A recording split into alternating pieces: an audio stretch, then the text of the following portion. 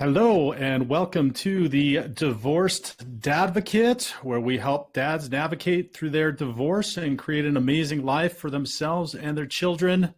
My name is Jude. I'm your host. I'm excited to be here, and I appreciate you tuning in and listening today.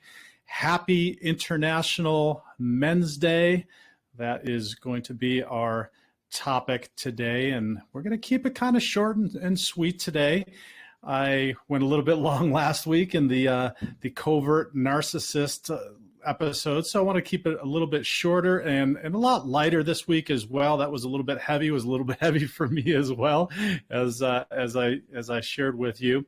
And this week, this month is November is Men's Health Awareness Month. You know, the whole Movember thing, grow a mustache. I don't grow a mustache because number one, it doesn't fill in good, and I just look really, really horrible with one. So if I do, my daughters will disown me, and I like my daughters, so I don't grow one in November. I don't grow one ever. But this month, Men's Health Awareness Month, and today is our International Men's Day. And I just wanted to chat a little bit about that. If you haven't heard that today is, and I'm recording this on International Men's Day, November 19th. So you'll probably be hearing this a few days after because I release on Mondays. So you'll probably be tuning in days later. But if you haven't heard about this holiday, I'm not surprised, right? We don't hear much about it, and really the nature of the support system for men in general, I feel, is pretty dismal, and the support system that is out there is very feminine centric. And the challenge with this now is that we're having all kinds of problems with the development of our children, the impact that it's having on our children with not having fathers involved with children in their lives. Some of this is due to many different reasons. And I'm not going to get into those today, and I'm not going to talk about those specifically today, but the end result is that it's having a negative impact on men and men's health in general, but also it is having a significant impact on children as well. So, let's talk a little bit about that, because there's some statistics out there, and then I'm going to get to good news. All right. So this isn't going to be all doom and gloom, but I want to raise some awareness. I think probably many of the men out there listening might know some of these statistics, but if you don't, some of them are sobering. And if you don't, and if you're not a male or a father out there listening, some of these statistics are pretty sobering. And one of them is suicide is the biggest killer of men under 45 years old. Men are twice as likely to be victims of violent crime. Dads are 3 times more likely to die after separation than mothers. And that's a huge, huge one for us divorced fathers. Depression, 40% of domestic violence victims are male. This is one that does not get any attention out there, and there are virtually no support systems out there for men that are experiencing domestic violence. 53% of all cancer deaths are men. And there's another statistic that men are 35% more likely to develop prostate cancer than women are to develop breast cancer. So this is another one, right? We hear all the Susan G. Komen, all the runs and all the fundraising for breast cancer awareness, et cetera, but we don't see or hear much for men's prostate cancer. And there's a higher probability of men getting prostate cancer than women getting breast cancer. 16% of men suffer from anxiety or depression. Men live about 5 years less than women. Men are 4 times more likely than women to commit suicide. It goes back to the suicide one. 30,000 men in the U.S. die each year from prostate cancer. Men have a higher death rate for most leading causes of death, including cancer, heart disease, diabetes, and suicide. and men make 1/2 as many physician visits for prevention as women. So those are some sobering statistics around men's health. And I don't say this to downgrade women. I think it's fantastic that we've raised the awareness for women who traditionally have been more vulnerable. But like I said, this now has come to a point in our society where this is very detrimental to men. And if it's detrimental to men, and I'm going to talk about this now, if it's detrimental to men, detrimental to fathers, it's having a negative impact on our children. Because, I've set out to try to consolidate. Part of the mission here is we help fathers navigate their divorce, and the second part of that is also to then create an amazing life for themselves and for their children. And so I've set out to try to consolidate some of this information in some of these places in which men can seek help. But today I really want to speak about just celebrating men and also reminding you of how important you are in your children's life, because we don't hear it. That's just the long and short of it. You as a father have the greatest impact on your children. I'll say that again. You as a father have the greatest impact on your children. And this is backed by research, backed by science, research, and studies. So I'm going to go through some of this information. I'm going to share some of this research and these findings of this research. And that's all I'm going to do. I just want to remind you that there is information out there. There is science-backed information that you are important. And I know that you listen to me say it every week when I'm telling you that you are important. And I appreciate that during this struggle, during this challenging time, that you don't hear that and you don't get that, and we don't hear that in court, and the attorneys don't say that, and the judges and the magistrates don't say that. Your ex is most likely maybe not saying that as well. But I want to continue to remind you that that is not the case, that you are important. And this research, all the research shows that, all the studies show that. And I want to remind you of that today with just some first, I'm going to talk about some research findings. And then the second, I'm going to just share some statistics about being a father and being a single father and the impact that it has on your children. So first one is that 82% of studies on father involvement in child well-being published since 1980 found, quote, significant associations between positive father involvement and offspring well-being. That's one study. And I'll have the link to my Medium article that shows all the sources to these studies as well. And you can, if you want to look at more information, some of these are fascinating to read if you geek out like I do on science and some of the studies and trying to understand background around this stuff, because we're not seeing it in the media, right? We didn't have a big international men's awareness, and they were talking about all the research that is saying how good you are and how great you are as a father and how important it is.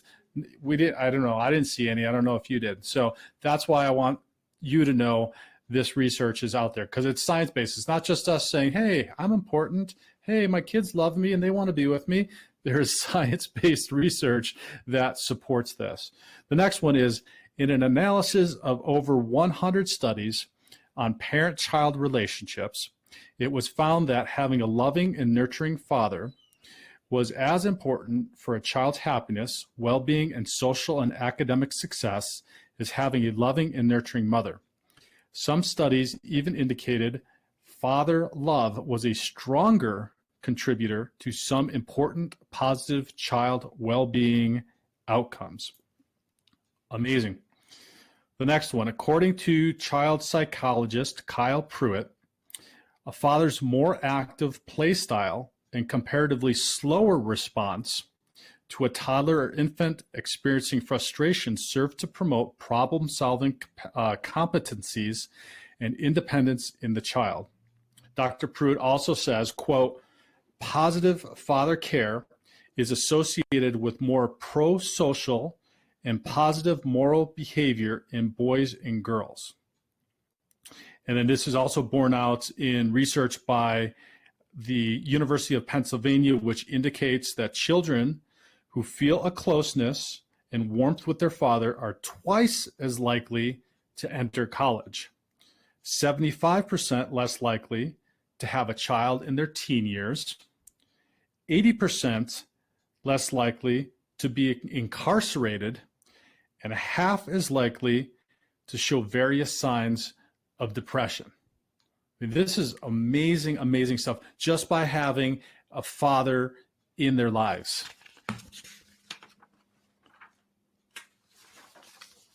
The last point, last research and this is a significant one. So this is a long span one.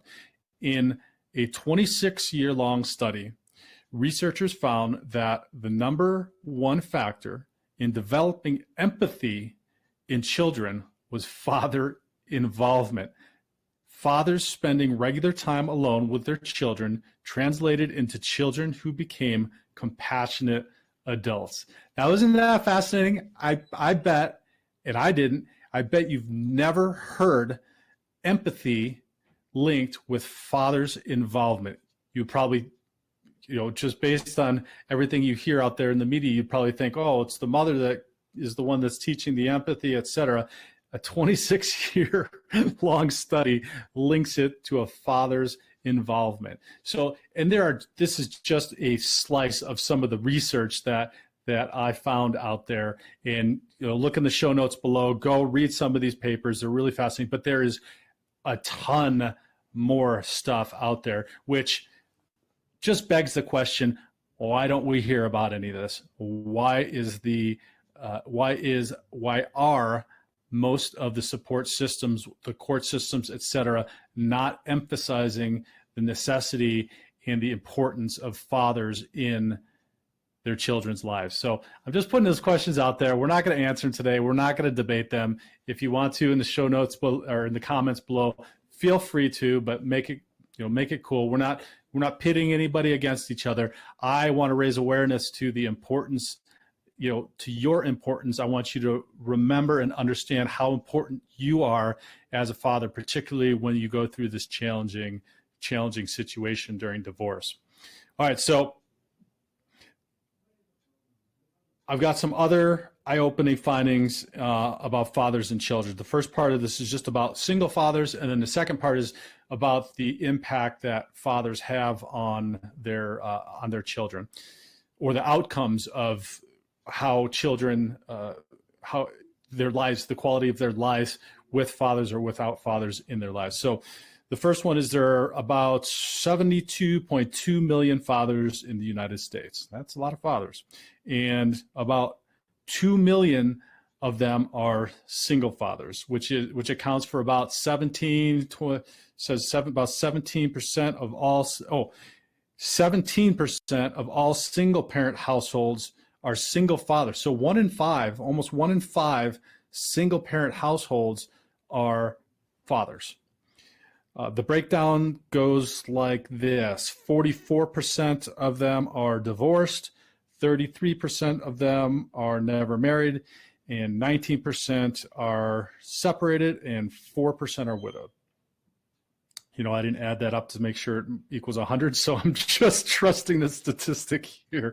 Let's see, 40, 70, 80, 84, 87, 86. Yeah, that's 100. Okay, good. I probably should have checked that first, right? Oh, check your sources. The annual income of single fathers is approximately $50,000. 33% of all children live in a home without their birth fathers. That's stunning.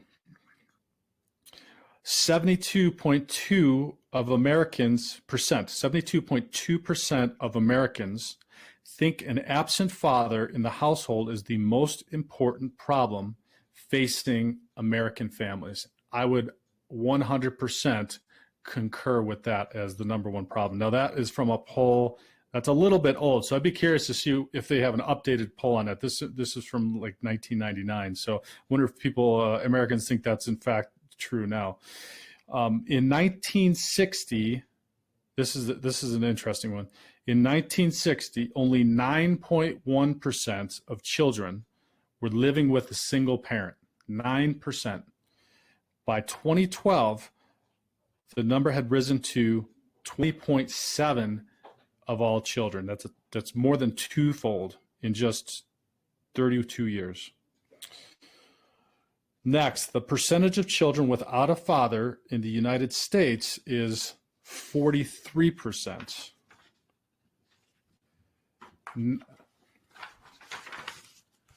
Okay, now these next ones are some of the impacts of not having fathers in the home. 90% of runaways and homeless children are from fatherless homes. The percentage of a rapist with rage that came from a fatherless home is 80%. 70% of minors housed in state facilities are from fatherless homes. 39% of inmates housed in jail are from homes with an absent father.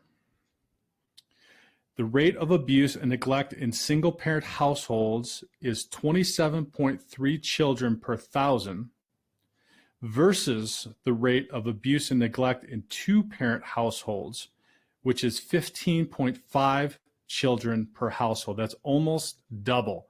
And that's something that that might be a show in and of itself later, which is the number of children that are abused in single mother households, which is something that is never ever talked about. I don't remember exactly off the top of my head the statistic, but it is mind-boggling how often that happens. It's sad. It's incredibly sad. Children without a father are more likely to show disciplinary issues. 71% of all high school dropouts are from a fatherless household. 71%. If a child has a father in the home, If a child has a father in the home, they are 40% less likely to repeat grade school. Teenage repeat offender arsonists is 90% more likely to be from an absent father household. The percentage of minors in prison who grew up without a father is 85%. Kids with fathers who are involved in their lives are more likely to do better in school than kids who don't have a father in their home. Now, these are some positives, I think, most of them. Preschoolers with an involved father figure develop better verbal skills. And look, and so you're not seeing this, and you might not see the show notes, or you might be listening to this on your iPad, but these are statistics from U.S. Department of Justice, Centers for Disease and Control, U.S. Census, National Center for Education Statistics, Psychology Today, Department of Corrections, United States Department of Health and Human. So these are studies. These are statistics specifically from government agencies that have studied this. So this isn't just some made up stuff. Girls are more likely to have children as a teenager if they grow up without a father. Kids experience fewer behavior issues in school when a father figure is active in their life.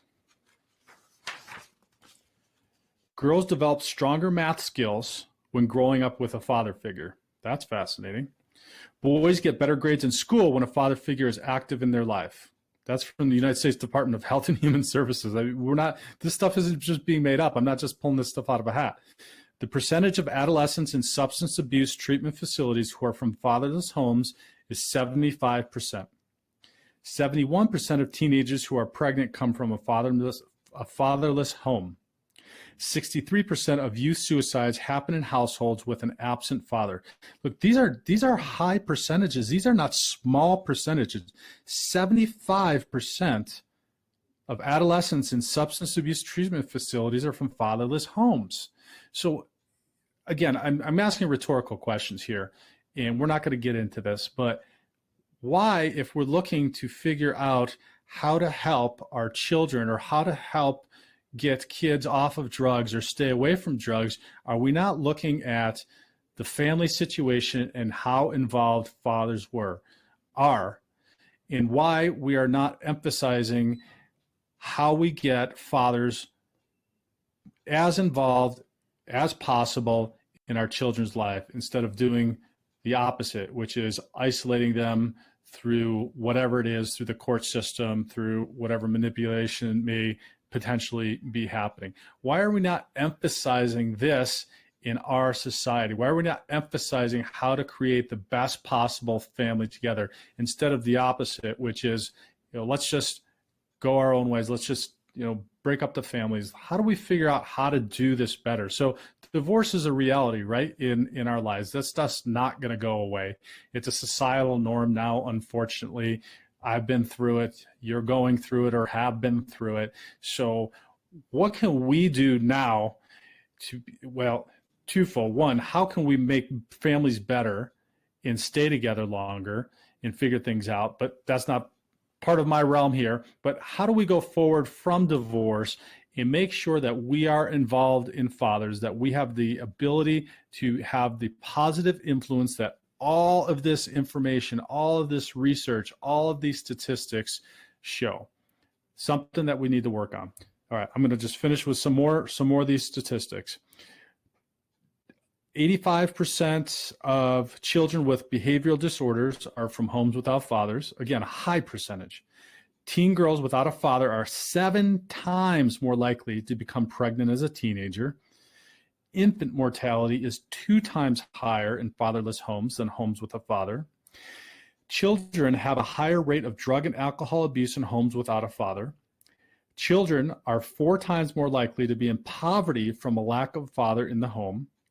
90% of the dads out there really enjoy being a dad and consider it the most exciting thing in their lives. I love that statistic, because that just tells me that most of us love our kids and we want to be with them and we want to spend time with them. And no matter what the situation with their ex or with their mother, and our ex or future ex, that we want to be involved and we want to have an active presence in our children's lives, just because we love our children, because we're fathers. That's why we became fathers. 85% of fathers consider being a dad the best job in the world. I would definitely count myself as one of those 85%. 73% didn't even think their life began until their first kid was born. Now, okay, so these statistics, I don't have sources. I have to go back. I'll have to check that source where they get these statistics. But I don't argue with these ones. I think this is true of all the fathers that I talk to. 62% of dads are hungry for more info on how they can be a better dad for their kids. Absolutely. I've talked about this on the show before. I've gone multiple times to parenting class, Love and Logic parenting class, to brush up on my skills to be a better father. 52% said they are more affectionate with their kids than their dads were with them. I can appreciate that as well, as much as I love my dad. When it comes to saying love you, quote, love you, 54% of dads are saying it more than their parents said to them. That's a good one too. 47% of fathers said they are more involved in their kids' playtime than their dad was with them. That's awesome. Now, these are great. 46% of fathers surveyed said they're reading to their kids more than their parents did for them. Absolutely. That's one of my favorite memories of spending time with my little ones, was reading to them before bedtime and watching them fall asleep. Just amazing memory. And then lastly, when asked, 40% of dads don't believe they're being empowered in their homes. And so, again, that goes back to the Divorce Dadvocates mission, which is to help fathers navigate through their divorce, but then create the amazing life that you've dreamed of for yourself and for your children. And I know that it's challenging right now, and I want to tell you that I am proud of the fact that you're a father. I'm proud of the fact that you're tuning in to this podcast, this webcast, to listen to something that is potentially going to help you get through this divorce and to help you move forward in being a great father. I'm proud of you. If I can help in any way, that is what my business is about. That is what my life is about. That is what my passion is for. Please reach out to me. We've got this podcast. We've got the webcast. There is a free meetup group that meets the second and fourth Saturday on Meetup. It's in the show notes below. That's a free resource. If you need to reach out, if you're struggling, if you have questions about the process of divorce, if you're confused, if you're not sure what's going on, that is one of the biggest challenges we have as men, going through the chaos of divorce, because by nature, we're men, we want to have order. And when I'm working with men through the coaching, that is part of the 5-step process that we do, and is creating that vision and direction. Reach out to me. Let's talk. You can have a 30-minute free consultation. Go to the divorcedadvocate.com, click on the contact/scheduling tab, and there's just a small form to fill out. You will sync directly into my schedule. We will talk for a half hour and see if we can help mitigate, solve, relieve some of this pain or stress that you might have going on. So again, gentlemen, happy International Men's Day. I am proud of you. Be proud of the man. If you're not a man listening and you know one in your life, please, if it's a father or a brother or a husband or a boyfriend, tell him that you are proud of him being a man and you are proud of the father that he is. So thanks for listening. Gentlemen, take care.